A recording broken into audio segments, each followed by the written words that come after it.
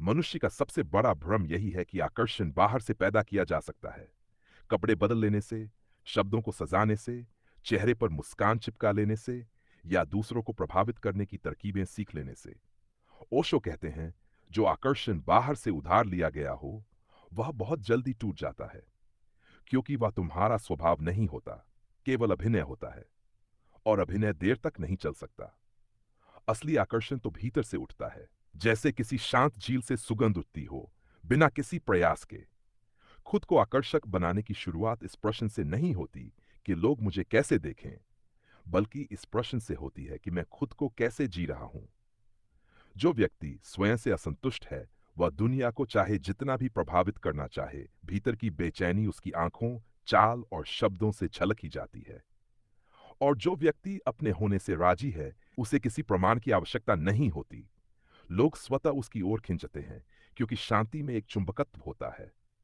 ओशो कहते हैं, आकर्षण का पहला सूत्र है स्वीकार। अपने आप को जैसा हो वैसा स्वीकार कर लेना।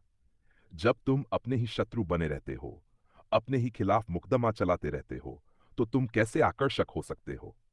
भीतर निरंतर आलोचना चल रही है। मैं ऐसा क्यों हूं, वैसा क्यों नहीं हूं? दूसरे मुझसे बेहतर क्यों हैं? ये तुलना तुम्हारी ऊर्जा को खा जाती है। और याद रखना, ऊर्जा ही आकर्षण है।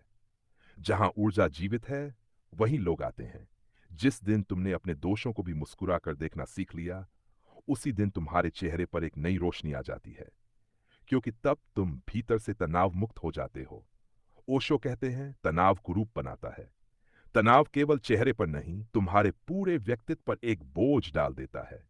और जो बोझ से भरा है, वह किसी को भी आकर्षित नहीं कर सकता। खुद को आकर्षक बनाने का दूसरा सूत्र है सजगता। जो व्यक्ति सजग है, वह हर क्षण में उपस्थित है। जब वह किसी से बात करता है, तो पूरी तरह बात करता है। जब वह सुनता है, तो पूरी तरह सुनता है। आज अधिकांश लोग सामने वाले के होते हुए भी भीतर कहीं और होते हैं। आंखें यहां होती हैं, मन कहीं और। यह अनुपस्थित सामने वाले को तुरंत महसूस हो जाती है। और जहां उपस्थिति नहीं होती, वहां आकर्षण नहीं होता। सजग व्यक्ति की आंखों में गहराई होती है, उसकी बातों में वजन होता है, चाहे वह बहुत कम बोले। ओशो कहते हैं, मौन भी आकर्षक होता है, अगर वह जागरूकता से भरा हो। बहुत बोलना आकर्षक नहीं बनाता, बल्कि सही समय पर चुप रह जाना व्यक्ति को रहस्यमय और गहरा बना देता है। तीसरा सूत्र है प्रामाणिकता। जैसा हो वैसा ही होना। दुनिया में सबसे ज्यादा बदसूरत चीज है नकल। जो दूसरों जैसा बनने की कोशिश करता है, वह अपने होने की सुंदरता खो देता है। तुम किसी और की तरह नहीं बन सकते, और अगर बन भी गए, तो वह हमेशा दूसरी दर्जे की नकल होगी। लेकिन तुम जैसे हो, वैसे बनने में तुम प्रथम हो सकते हो। ओशो कहते हैं, फूल कभी ये नहीं सोचता कि वह गुलाब बने या कमल। वह जो है, वही खिलता है। और उसके खिलने में ही उसका आकर्षण है। जिस दिन मनुष्य ने भी अपने स्वभाव के अनुसार जीना शुरू कर दिया, उस दिन उसके जीवन में सहज सौंदर्य आ जाता है। खुद को आकर्षक बनाने का चौथा सूत्र है आनंद। जो व्यक्ति आनंदित है, वह दूसरों को भी आनंद देता है।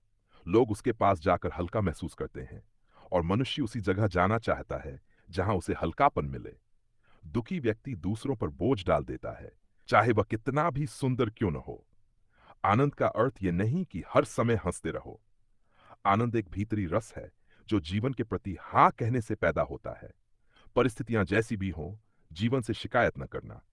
ओशो कहते हैं, जो जीवन को धन्यवाद देता है, वही आकर्षक होता है, क्योंकि कृतज्ञता में सुगंध हो। पांचवां सूत्र है स्वतंत्रता। जो व्यक्ति भीतर से स्वतंत्र है, वही दूसरों को भी स्वतंत्र महसूस कराता है। वह किसी को पकड़ता नहीं, किसी पर निर्भर नहीं बनाता, किसी को बांधता नहीं। और याद रखना, लोग उसी के पास रहना चाहते हैं जो उन्हें उड़ने दे, कैद न करे। आकर्षण का मतलब दूसरों को अपने कब्जे में लेना नहीं है। आकर्षण का मतलब है तुम्हारी उपस्थिति में सामने वाला स्वयं हो सके। ओशो कहते हैं, प्रेम और आकर्षण वहीं पैदा होते हैं जहां डर नहीं होता। और डर तभी नहीं होता जब तुम खुद आजाद हो। छठा सूत्र है स्वप्रेम। लेकिन यह स्वार्थ नहीं है। यह स्वयं को जानने, समझने और सम्मान देने का भाव है। जो स्वयं को ही तुच्छ समझता है, वह दूसरों से सम्मान की भीख मांगता है। और भीख मांगने वाला कभी आकर्षक नहीं हो सकता। जब तुम स्वयं से प्रेम करते हो, तो तुम्हारी आंखों में आत्मविश्वास आता है, तुम्हारी चाल में स्थिरता आती है, तुम्हारी आवाज में कंपन नहीं रहता, और यह सब बिना किसी प्रयास के होता है। ओशो कहते हैं, आत्मविश्वास सीखा नहीं जाता, वह आत्म स्वीकृति से पैदा होता है। सातवां सूत्र है अहंकार का विसर्जन। अहंकार और आकर्षण एक साथ नहीं चल सकते।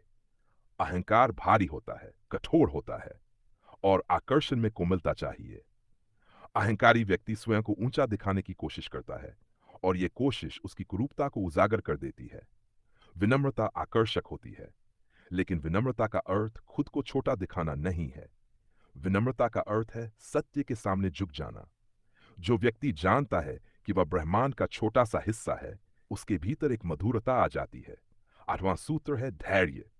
जल्दबाज व्यक्ति में आकर्षण नहीं होता, उसकी ऊर्जा बिखरी होती है। जो व्यक्ति ठहरा हुआ है, शांत है, उसकी उपस्थिति में एक भरोसा पैदा होता है।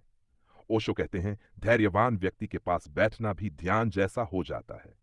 और अंत में याद रखना, आकर्षण कोई तकनीक नहीं है। यह कोई मास्क नहीं है जिसे तुम पहन लो और उतार दो। यह तुम्हारे पूरे जीवन का स्वाद है। तुम जैसे जीते हो, जैसे सोचते हो, जैसे स्वयं से संबंध रखते हो, उसी का परिणाम है तुम्हारा आकर्षण। जिस दिन तुम खुद को सुधारने की जगह खुद को समझने लगोगे, उसी दिन से तुम्हारा रूपांतरण शुरू हो जाएगा।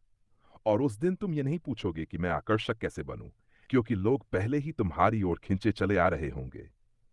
ओशो कहते हैं, फूल को आकर्षक बनने की कोशिश नहीं करनी पड़ती, उसे बस खिलना होता है। तुम भी खिलो, बाकी सब अपने आप हो जाएगा।